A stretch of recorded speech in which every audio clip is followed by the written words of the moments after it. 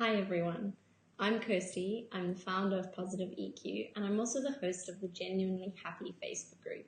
And this is the first live of 2018, so if I haven't said it to you yet, a very happy new year. That's what we're going to be talking about today. We're going to be doing some pretty cool things. We're going to be doing creative activity later. As you can see, we've got some nice splashes of color. I'm trying to counteract the very cold day that you can see out the window. I'm coming to you from London, so it's very chilly weather, but I am nice and warm and cozy inside. So at the moment, there is a lot of talk going on about New Year's resolutions and goals and things like that. And rightly so, because it's the first few weeks of the year, and this is when we tend to evaluate what did we achieve or not achieve in the last year, and what would we like to achieve this year. For some of you, you might be feeling really motivated and excited. You might be feeling really hopeful, and you're thinking, this is my year. I believe in myself a lot. I know that I can do everything that I set out to do. For others, you may be feeling really anxious. Sometimes the beginning of the year can bring a lot of anxiety with it, and you can wonder if maybe this is going to be another year where things aren't going to go well for me, or I'm going to hit a bunch of obstacles that I'm not going to feel like I can overcome. You might be feeling anxious and afraid, and that's okay. We're human. There's a range of emotions that we experience at any time, and half of overcoming them and working through them is being able to accept that they're normal and that they're there for a reason. Whether that reason's rational or not is another thing, and that's something that I often help my clients work through in coaching. So talking about goals and New Year's resolutions, what I've noticed as I've been listening to people and talking to them and asking them what their plans are for the year, I've been struck by how few people have considered whether happiness is a goal for them. Now, if I come and ask you, is being happy important to you, chances are that you'll say it's pretty important. My personal perspective, I realized a few years ago that none of my goals and everything really matter to me so much if it means that I'll never be happy, right? And that's how important happiness is to me, in the sense that I realized a lot of the goals that I was pursuing because I thought that they would make me happy. And that is how important happiness is to a lot of us. That in fact, the whole reason we're doing many of the things that we're doing is because we believe that that's going to bring us happiness. But when I ask you what your goals are, what your New Year's resolutions are, is happiness one of your goals? Is happiness one of the things that you've considered that you want for 2018?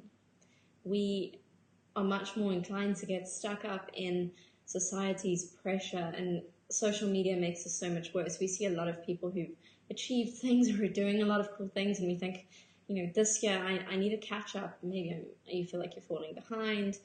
I need to achieve certain things. And achieving things is great. It's very fulfilling if that's what you love to do. I'm a very driven person, and I absolutely love achieving. But I can get sucked into that pressure too, where I can prioritize it sometimes over my own well-being and happiness. And I just try and be really conscious of that, because I now am aware that being happy is actually a huge priority for me. And so I guess what I'm trying to say is that for many of us, being happy, we would say, is a very big priority for our lives. That we don't necessarily live this. We don't necessarily think, what can I do to make happiness happen for me? That's half of the problem, and that we discussed this a lot last year. I spoke to you a lot about what exactly leads to happiness. We tend to think that, it comes through achieving things, but positive psychology, of which I'm an expert in the science of positive psychology, and I'm currently doing my master's to further my learning, shows us that happiness is actually the result of various habits. And so it's not as simple as we think on the one hand, because we tend to think that happiness will happen as a result of external things. But happiness is also not so complicated, in the sense that when we have the right knowledge and that we know what the exact habits are that we need to do, as long as we're implementing them, as long as we're maintaining them, we feel really good. I notice this in myself. If I'm really good with the habits, and I mostly am because I'm so passionate about what I do, and I realize that you got to live what I teach, right? As long as I'm putting my habits into action, then I'm feeling on top of the world. But if I drop them, and it's often because I can get caught up in work or something like that, I notice the difference in my well-being. And what's wonderful about that is that I then know what's missing and I can just reinstigate those habits and I feel great again. So this year, I'm suggesting that perhaps you make happiness its own goal in itself. Rather than say, I'm going to achieve all these things and then be happy, have a goal for happiness too. In fact, research shows that positive emotion, all those feel-good feelings, actually open up your brain pathways so that you can think more clearly, problem solve better, make better decisions, everything like that. And this is why happy people are more successful. So there really are so many reasons to set a New Year's resolution to focus on your happiness. And I again want to make another distinction. This is not kind of the blanket term of this year, I'm gonna be very positive. It's actually about cultivating a genuine happiness, a deep positivity that comes from the inside. I once had a client say to me that she wanted to stop being positive and wanted to feel positive. And that really resonated with me because that's what I want for everyone. That's what I want for you. I want the happiness to come from inside of you. And for however positive you are portraying yourself on the outside, to be a really genuine reflection of how positive and how happy you feel on the inside. So this is exactly what I do in my Facebook group, which is called Genuinely Happy. If you do a search in the Facebook bar, you'll see that group will come up. And we're a group of people all really striving towards that mission of being happy. So in a genuine sense, from the inside out, right? Instead of perhaps seeking happiness outside of ourselves. This doesn't mean that you can't pursue all your goals, everything like that, absolutely. But let's make happiness a goal in itself. Let's cultivate it in a way that we know actually works and is really sustainable, and a way that is also going to help us achieve all the things we want to achieve. And those things are just going to feel so much more enjoyable and so much better because they'll be a cherry on top, in a really already very genuinely happy life. So I have a free giveaway for you, and that is the document called 6 Keys to Inner Peace. And we're going to be looking at that document today and actually kind of going through the different 6 keys and making your goal a bit more specific. Because the goal of this year, I'm going to be happier, doesn't really give you enough insights into what do I do about that. So what you can do is you can pause this video if you're not watching live.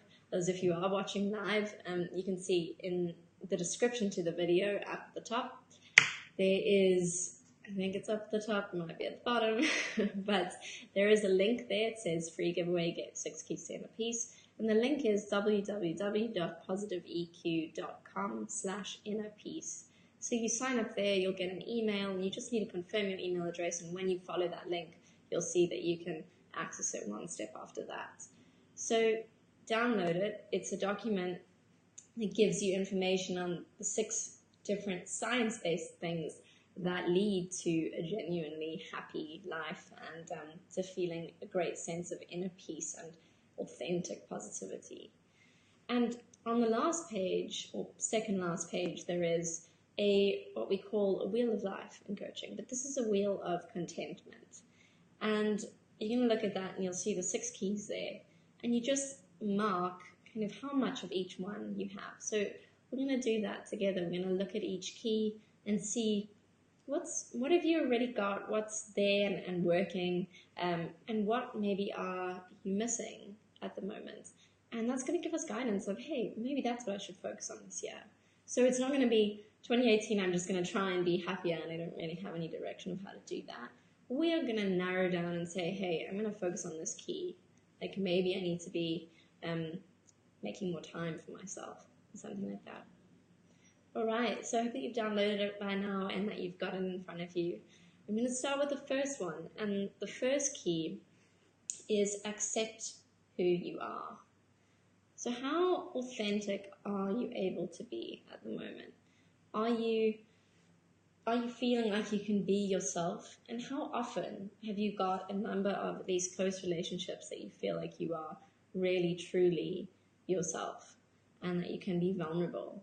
That's really a sign of authenticity, that you're able to show your most vulnerable side to someone. And really, when you're feeling weak, that you're able to admit that.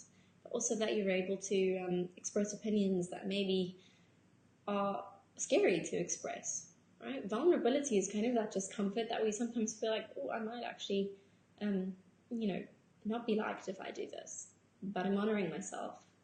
And am I able to say the things that I believe, even if people don't necessarily agree?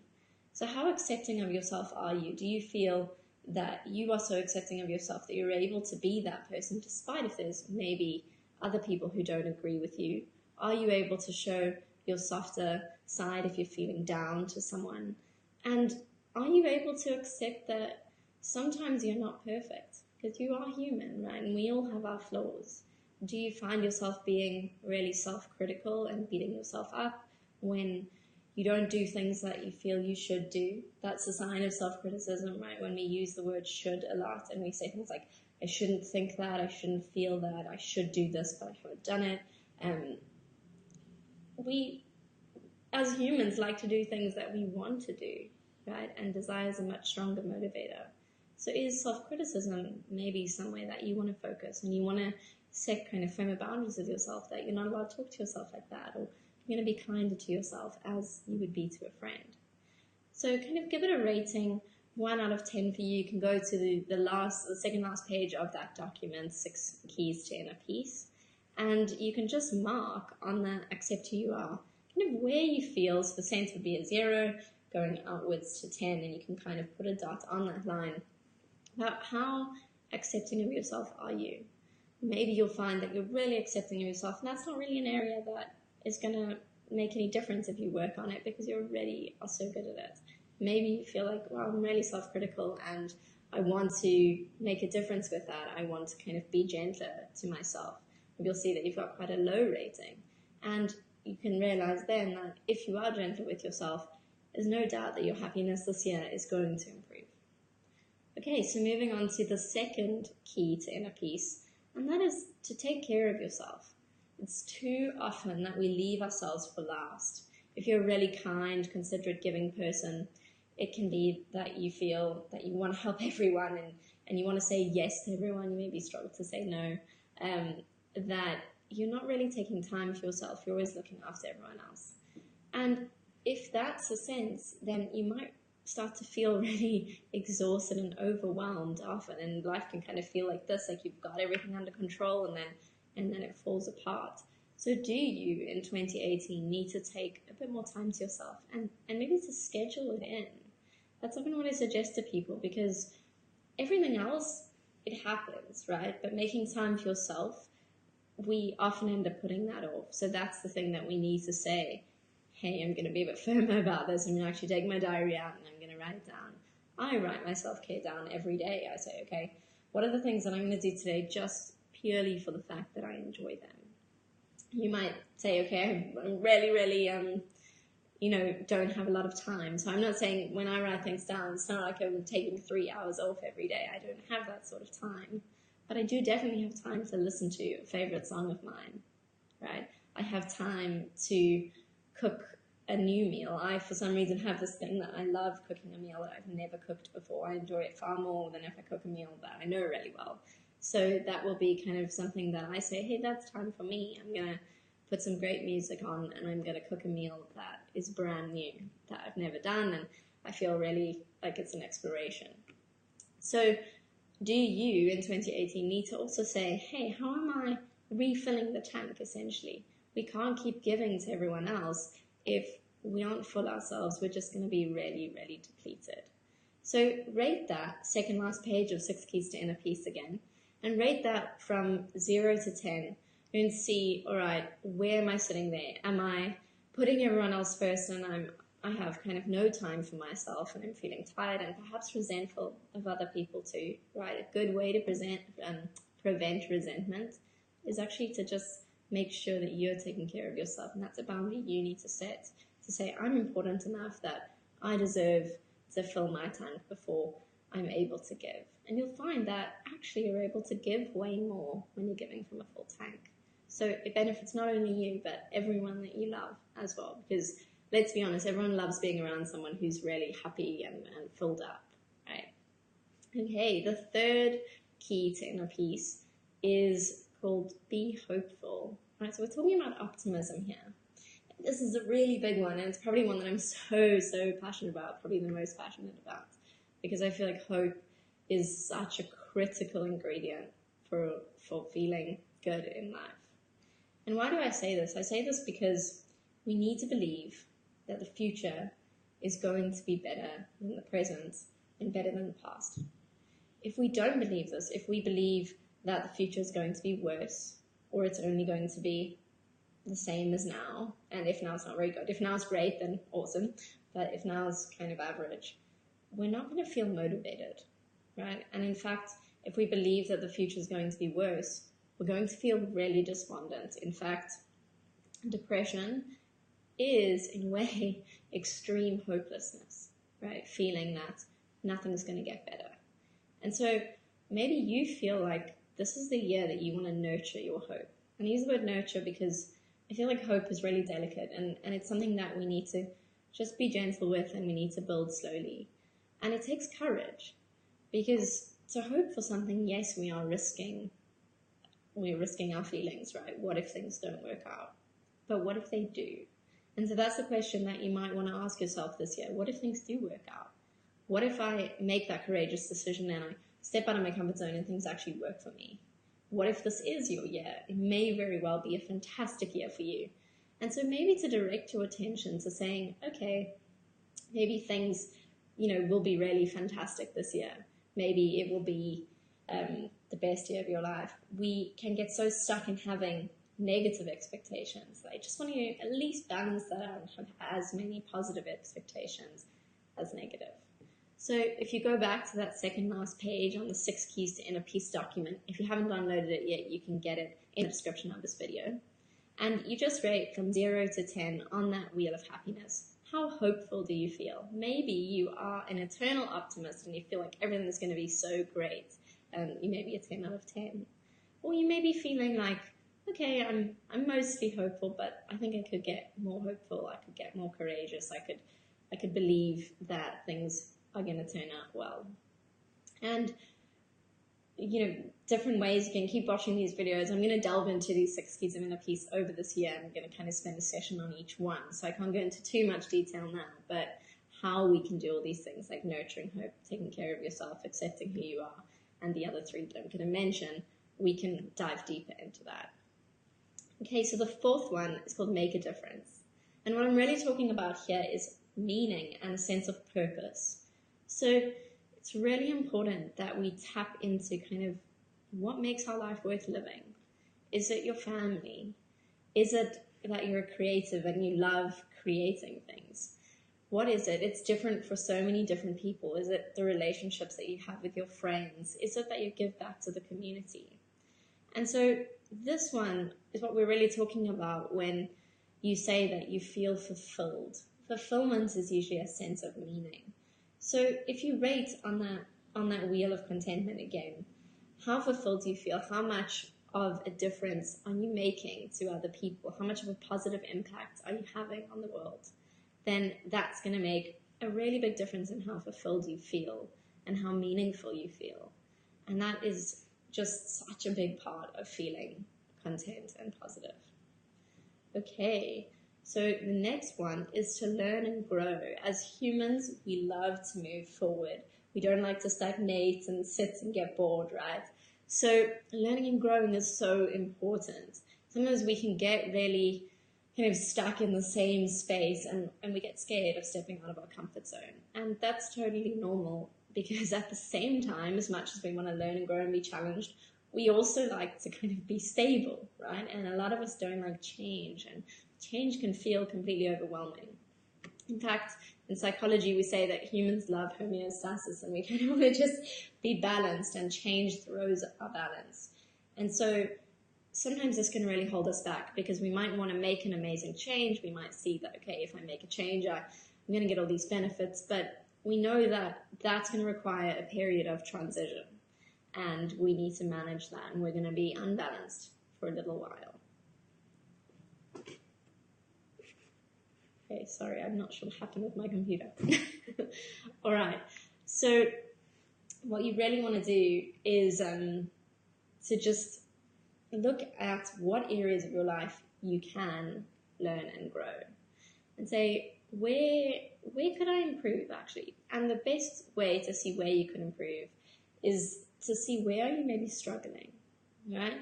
Where are you lacking confidence? Is there something that you can learn to actually make that better and make yourself feel more confident and more capable? We can always learn more. If there's something that you're curious about, follow that curiosity. There's research that says that curiosity is one of the primary ingredients in the happiest people in the world. They are curious. But the research then went on further to discover that it is not enough to just have the curiosity, but we have to act on it. We have to pursue it.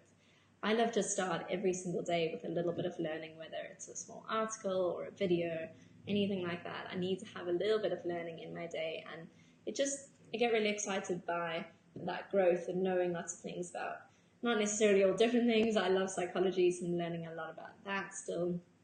Obviously, doing my master's is all part of the learning and growth too. And so what is it for you? Are you studying, or is that long behind you? And maybe there's something that you want to learn about. It doesn't mean that you need to go and study and you need to dedicate a huge proportion of your time, but follow your curiosity. Notice when you are curious, ask questions, and challenge yourself. So a stretch, not a tear. You don't need to go and completely jump out of your comfort zone if that feels really overwhelming for you. But maybe this year you just want to push yourself a little more, just that stretch, right? Into that stretch zone to say, hey, I'm going to challenge myself. I'm going to try and learn. I'm going to try and build my confidence a little bit. So rate that again on the wheel of contentment. And maybe this is the year that you want to learn more and you want to grow more and develop more, and you want to focus more on that rather than staying in your comfort zone. Maybe that is something that you're already very passionate about and you don't need to work in that area at all. Okay, so the last key to inner peace is to connect with others. And this is such a wonderful one. Human relationships are so important for happiness. This is something that I'm really, really passionate about, this topic, because I'm going to talk about it because the minute that any discussion about how good relationships are comes up for me, I always feel that it's all very well to say that connections are so good, but that statement makes a lot of people feel like, well, that doesn't help because I don't have great friends, or I'm not in a relationship and I really want to be in a relationship, and what am I meant to do now? And so I want to tie it back to the learning and growth. If you are feeling like you need better connections this year, you want better connections, there are lots of amazing emotional intelligence books and things like that on the market that you can go and see, hey, what do I need to do to have better connections? And if that's not your problem, maybe you're saying, okay, I have great relationships, but I'm not investing in them enough. Invest in them more. Maybe you want to go and meet more people. So to kind of get out of your comfort zone and go and meet different people, make more friends, things like that. Is that something that you want to spend time on? Or do you already feel that maybe connecting with others is such a rich part of your life and that you just want to continue it in 2018? So that's the final one. You can mark that on the wheel of contentment.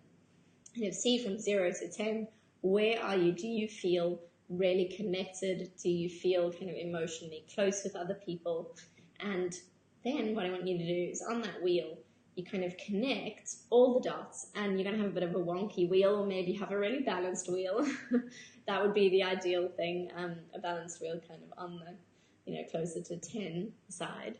And then you're going to see, hey, which one needs a bit of work, or which maybe there's a few of them that need a bit of work that is kind of more normal that you would see, hey, I'm missing out on these areas. But what I wanted to do by giving you this is that you're able to kind of pinpoint, that's maybe why I don't feel entirely peaceful inside or content inside at the moment. And you just choose for now. Let's just start with one.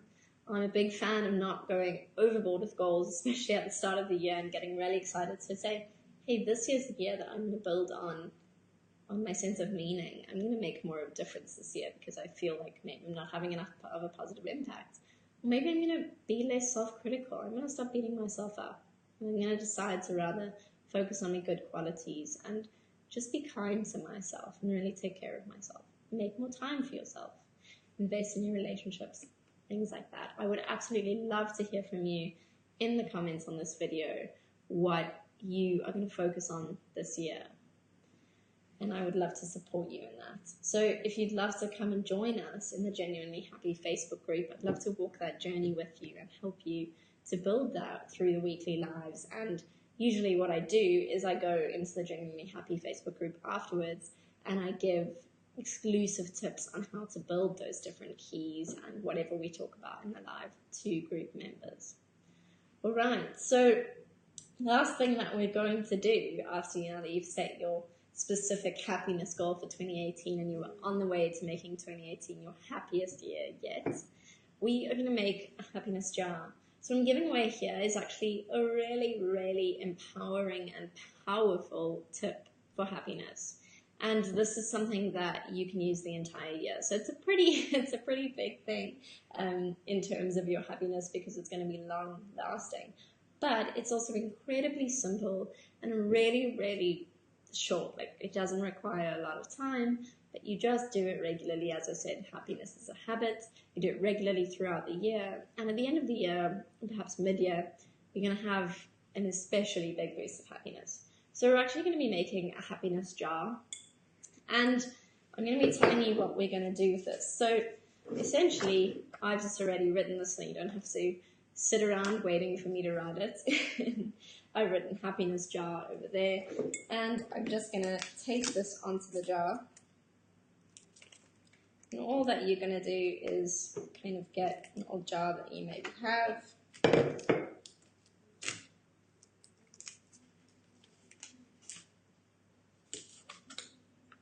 I think I'm going to have to stick that a little better afterwards. So that is not actually sticking so well. So I'm gonna do that after because that's not working. Alright, so you can decorate your jar however you like, and hopefully you'll have a bit more success than me. But basically, that is what was meant to happen. So maybe I should cut this a little bit smaller. It's out of the creative world for a while, clearly. But what you really want to do is use this for the entire year. So you're going to have your beautiful happiness jar, hopefully it's decorated and not as plain and boring as mine. And every time that something good happens this year, you're going to write it down and you're going to put it into the jar. Now, this doesn't have to be a big thing. It can be small things, or it can be big things. Maybe you get a promotion at work, that's awesome, write it down, put it in the jar. Maybe you have a lovely phone call with a friend, write it down, put it in the jar. And the point is that you get to the end of the year and you then can open everything that's in the jar. So maybe just before New Year's Eve, early on, if you're planning on having a party, then you can do it in the early evening. And you kind of look at all the good moments of the year. And what this really is a record of all the great things in your life. And it's a gratitude exercise of looking at all the small things and the big things that happen. And I really love this type of exercise because if you've had a bad day, you don't have to wait for New Year's to open it, right? There's no kind of rules on this. You can just look at the different things whenever you like. So if you've had a bad day, say that you've got like a number of things, and then let's say it's April, something goes wrong, and you know, life is life, things will go wrong, but you will overcome them. I know it's a really great coping mechanism is then to kind of go through your jar and say, hey, but look at all the blessings in my life, there are good things. Because we really can get into a space where we feel like nothing ever goes my way, everything's going badly, everything's gone wrong. And it can really be grounding to just come back and look at this, go through all the different things in the jar and say, hey, there's a lot of positives actually. And I'm going to kind of focus on those positives and be really grateful for those. So I'm going to start with my first one, and I think I'm going to choose a nice PositiveEQ kind of color. And I'm going to write, I'm going to cut this a little bit smaller before I have another creative disaster on Facebook Live. So I'm going to kind of cut these off live. I'm going to cut these into different strips. And if you're going to be really optimistic like me, you can say lots of great things are going to happen, little or large. I'm open to whatever. So I'm going to write, I got these beautiful flowers from a friend the other day. And so that's going to be the first positive thing that I'm going to put in.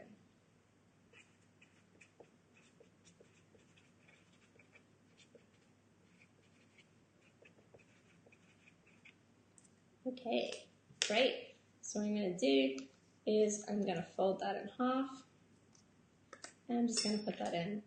And I'm going to keep doing that for the entire year. I would love to see photos. You can upload them to Instagram. You can tag them genuinely happy, or even better, to join us in the Facebook group and to kind of show us, how did your jar turn out? Did it turn out better than mine, or have you decided to go really minimalist like me? And as it fills up, I'd love to see all the different things that are happening. I don't need to hear exactly what's on it unless you want to share it. But what I really love about this exercise is that you end up going back and you end up saying, hey, I forgot about that time that my friend got me flowers. Because in the moment it may feel really good, right? But a few months later, we usually tend to take these things for granted or to have forgotten about them. So it's a wonderful way to kind of draw back on the little positive things that happen in your life. All right. I have another thing to say, is that for the next 7 days, I'm offering a 2-for-1 special on all of my coaching sessions. So if you would like to kickstart your year with a positive perspective, I would love you to join me in coaching.